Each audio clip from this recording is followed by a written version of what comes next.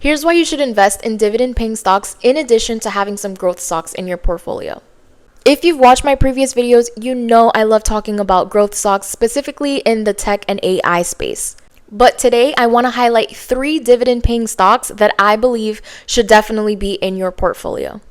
The main reason I want to talk about this is because I do believe it's important to diversify your portfolio, and also dividend-paying stocks is another way to add to your income stream.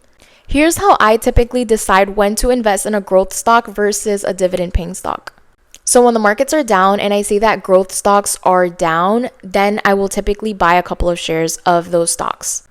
However, when growth stocks seem to be going up and they're reaching all-time highs, I usually stop adding shares of those specific stocks and start putting my money in dividend-paying stocks.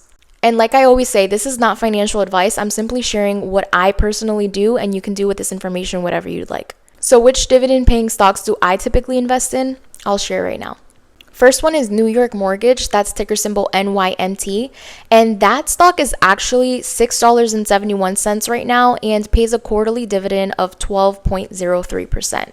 The second one is Invesco Mortgage, and that is ticker symbol IVR, going for around $7.65 right now, and that one also pays a quarterly dividend of 17.75%. And the last one is one of my favorites. It's called Orchid, ticker symbol ORC, and it's currently going for around $7.16. And that one pays a monthly dividend of 20.14%. So just to give you a general idea what dividend-paying stocks can do with your money, I want to do a quick breakdown and do a comparison between what your savings account at a bank typically pays you versus what investing in some of these dividend-paying stocks can look like. So I'm going to use some pretty simple numbers, and I'm actually planning to do a video on this to kind of explain this a bit more. But for the people that love shorts, I'm doing this for you all. So a savings account will typically pay you 0.01%. And so using $1,000 as your baseline, if you are getting 0.01%, you're only getting $10 back on your money every single year. Now with the 3 stocks I just shared that pay a dividend, there is a 12% all the way up to a 20% return on your money. What does that look like with the same $1,000? I'll tell you right now. So assuming you use that same $1,000 to buy shares of a stock that's giving you a return of 12%, you would be making $120 over that year. So $120 versus $10 that you would make at a bank.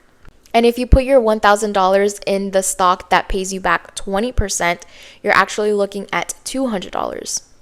Definitely consider buying dividend-paying stocks instead of leaving your money in a savings account that only pays you 0.01%. And if you like videos like this, go ahead and follow for more. Peace.